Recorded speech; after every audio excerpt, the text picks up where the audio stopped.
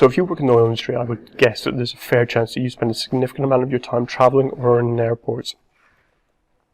And I'd also assume that you probably have a smartphone in your pocket right now if you're not watching this video on it. And that means you have access to one of the most powerful travel tools in the world, especially if you have a local SIM card or Wi-Fi access. There are loads of apps out there that are designed to make your travel experience significantly easier and just make it a lot smoother. And these are a few I'd recommend. So, number one, and I definitely recommend this one, Google Translate. So, the reality is that most countries that you visit, they'll probably speak some degree of English, but what about menus? What about signs? There's usually something that you struggle with in the local language, and for me, Google Translate's the savior here. It translates over 100 languages, and it has 3 other key features that for me really make it stand out. It's got a downloadable language pack function, which is brilliant. What this means is that you still have functionality of the app, even if you don't have internet access in a country where you don't have Wi-Fi, or maybe the data package is just prohibitively expensive, and that's awesome.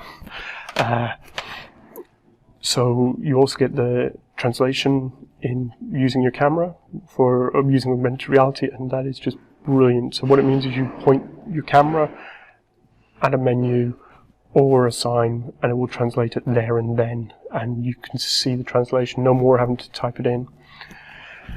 And the third one is automatic speech translation. So let's assume you need to speak to, I don't know, maybe a policeman or a customs official or a taxi driver, any local.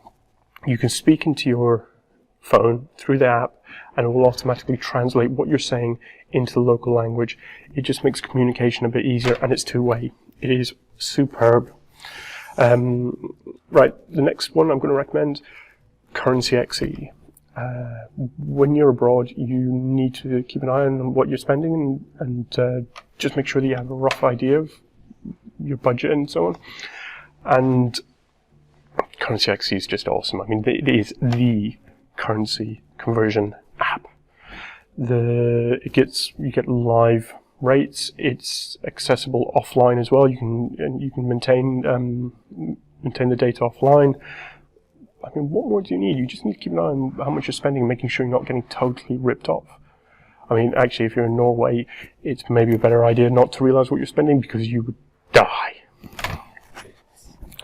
Messaging apps. So, for me, when I say messaging apps, I mean WhatsApp. Most of you are probably already using it, and if you're not, why not? Come on! It's a great messaging service. It means that you're not getting totally ripped off from making phone calls and sending text messages when you're abroad, as long as you've got Wi-Fi access.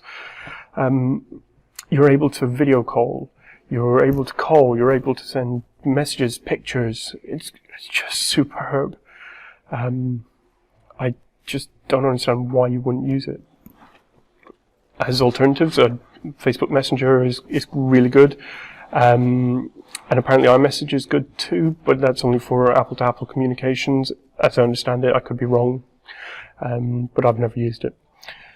So the next app that I'd recommend is, I recommend you have some sort of VPN app on there. I personally use Hotspot Shield, and that's because there's a lot of countries that we routinely visit as part of the oil industry where WhatsApp, Facebook Messenger, Skype, so on are banned.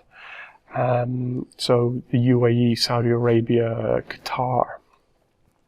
But using a VPN can help you get around this and can help you access the services. But make sure you have it installed before you arrive in country, because sometimes that can be a bit iffy, a bit difficult. But it combined with the messaging service, it helps you keep in touch with your friends, family, and your loved ones.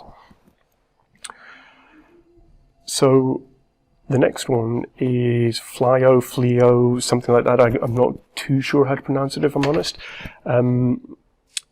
But it's a great app. It's designed to make being at an airport less crap.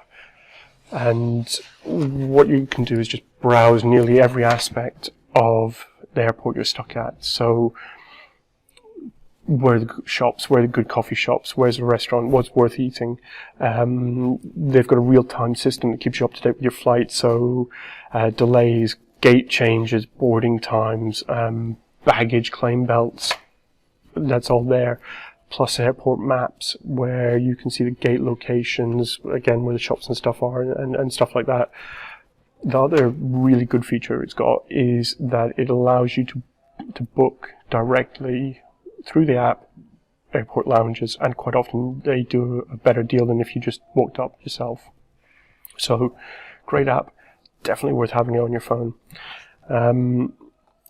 Okay, the next app I'm going to recommend is Uber.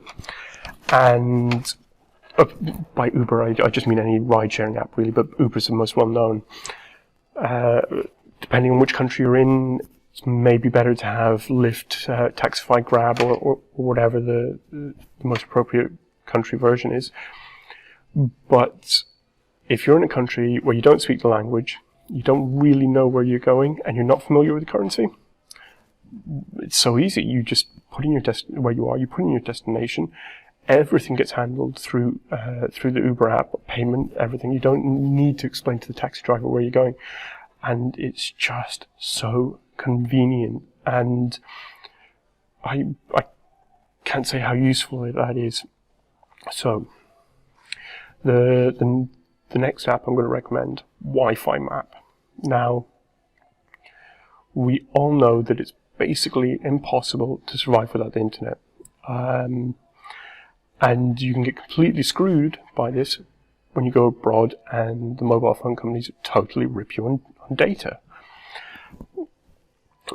This is where Wi-Fi Map comes in, and it's such a great little app. Wi-Fi Map maintains a database of about 100 million Wi-Fi access points, so hotspots that you get free access to and so on. It's just great. It's crowdsourced and maintained, so that means it's relatively up to date, but you also have access to information like what's the password to access this Wi-Fi point, how reliable is it, how good is it, what type of network it is it secure or not, that sort of stuff. And it's got a map, so if you need to know how to get to it, it'll show you where the nearest Wi-Fi points that you want are, and it'll give you directions. What more do you want? Wi-Fi access wherever you are. So, Amazon Prime and Netflix. And I know you're going, oh, these aren't travel apps. Well, no, you're right, they're not travel apps. But the next time you're stuck on a flight where there's no in-flight entertainment system, or the system's crapped out, or you're delayed, or your flight is cancelled, or you've got a long layover, you will thank me for this one. Before you leave, just make sure you download your favourite shows, your movies, whatever you want to watch, using the app and have them available offline. What this means is that you essentially have your own in-flight entertainment system. You don't have to worry about whatever crap KLM or Air France or BA are putting on. You have what you actually want to watch. It's great. Really, really recommend it. Okay, so the next app I'm going to recommend is Like a Local. The thing is, when you go abroad, you might actually want to eat at good places, and quite often that information can be quite hard to find unless you actually know someone. So this is where Like a Local comes in. It uses local knowledge to point you towards places you might actually want to spend time, and keep you away from the crappy tourist traps. They're just going to rip you off and give you crap. So the last app I want to recommend is one that you already have on your phone, I guarantee it. It's your camera app. And that's not just because you take photos of your trip and sort of some of the interesting stuff you see. No. I use mine all the time to take photos of receipts and stuff or when I need to claim expenses, because I can almost guarantee that whenever you come back from a trip, you're missing some, or the accountant goes, what's the receipt? Blah, blah. Well, then you go, well, actually, I've got it here. And you just do as you go. It takes seconds. Just when you get a receipt, you just go click. Got it. Boom. and then when you come to do your expense report, just attach and send it. So handy. Right, so those are my top 9 or 10 apps. If you want to get in touch and let me know any I've forgotten, really appreciate it. But in the meantime, that's the way it is, and we'll see you next time.